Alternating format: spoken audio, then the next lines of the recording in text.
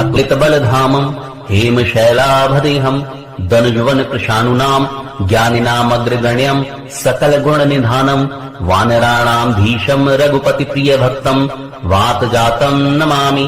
अतुल बल के धाम, सोने के पर्वत यानी सुमेरु के समान कांति युक्त शरीर वाले दैत्य रूपी वन को ध्वंस करने के लिए अग्नि रूप, ज्ञानियों में अग्रगण्य, संपूर्ण गुणों के निधान, वानरों के स्वामी श्री रघुनाथ जी के प्रिय भक्त पवन पुत्र श्री हनुमान जी को मैं प्रणाम करता हूँ।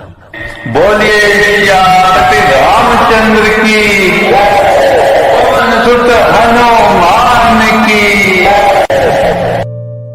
मेरे प्रिय भाइयों और बहनों, मेरा नमस्कार आप सभी को।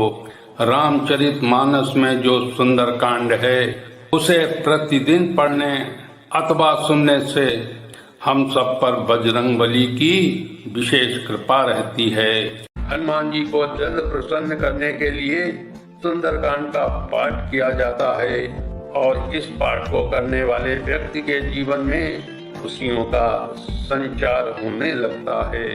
बोलिए श्री रामचंद्र की, पवन सुत हनुमान की।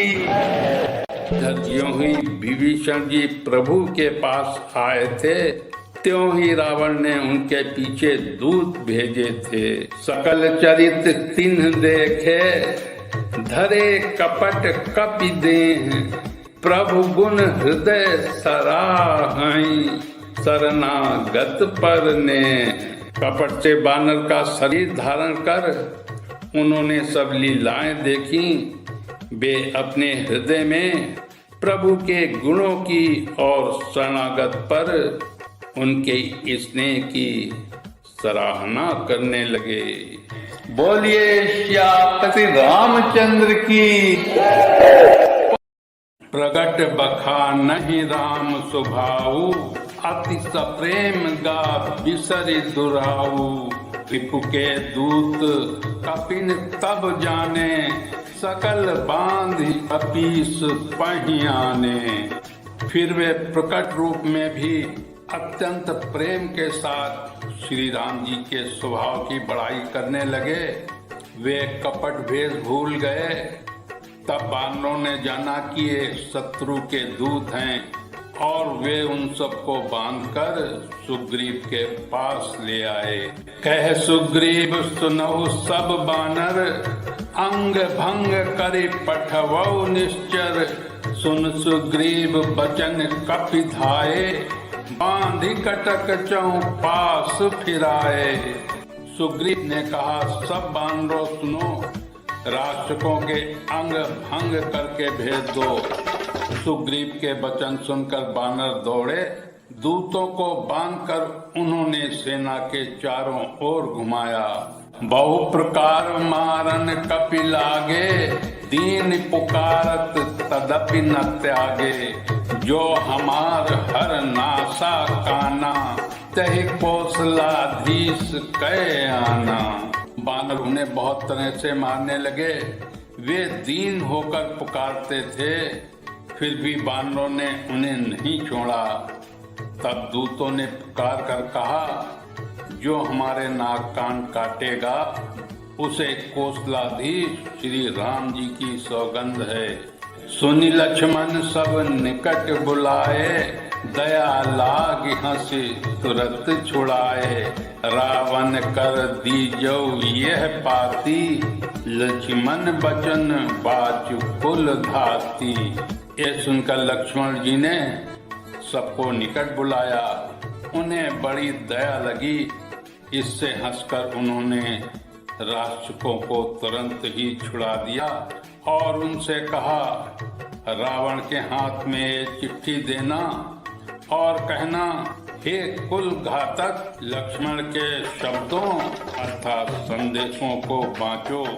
कयो मुखागर मूढ़ सन, मम संदेश उदार। सीता दे मिलौनत, आवा काल तुम्हार। फिर उस मूर्ख से जवानी, ये मेरा उदार कृपा से भरा हुआ संदेश कहना कि सीता जी को देकर श्री राम जी से मिलो, नहीं तो तुम्हारा काल आ गया। तुरत नाई लक्ष्मण पद माथा, चले दूत बरनत गुण गाथा। कहत राम जस लंकाऊ आए, रावण चरण शीस तिन्ह नाये। लक्ष्मण जी के चरणों में मस्तक नभाकर श्री राम जी के गुणों की कथा वर्णन करते हुए दूत तुरंत ही चल दिए। श्री राम जी का यश कहते हुए वे लंका में आए और उन्होंने रावण के चरणों में सिर नवाए।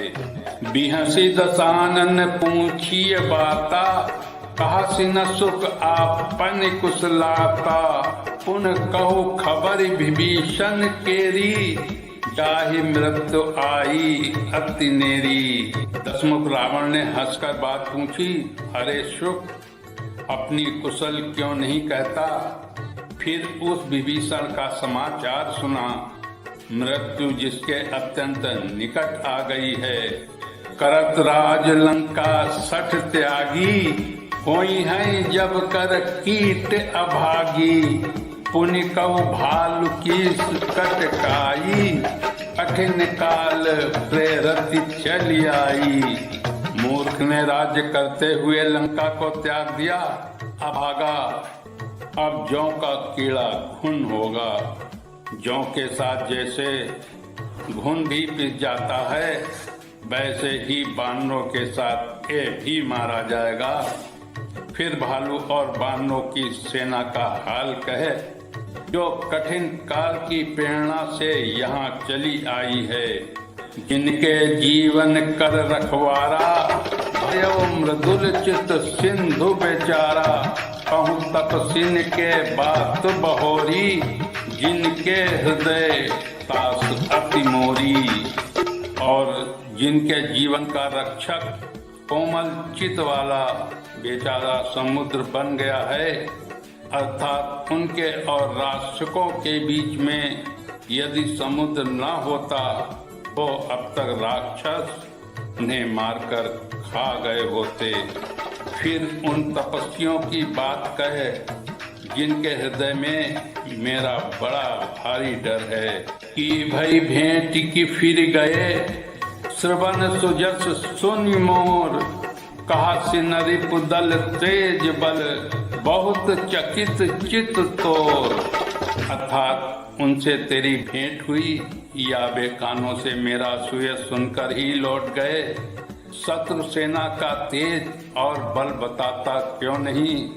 तेरा चित्त बहुत ही चकित भौचक्का सा हो रहा है। बोलिए श्यापति रामचंद्र की, पवन सुत हनुमान की।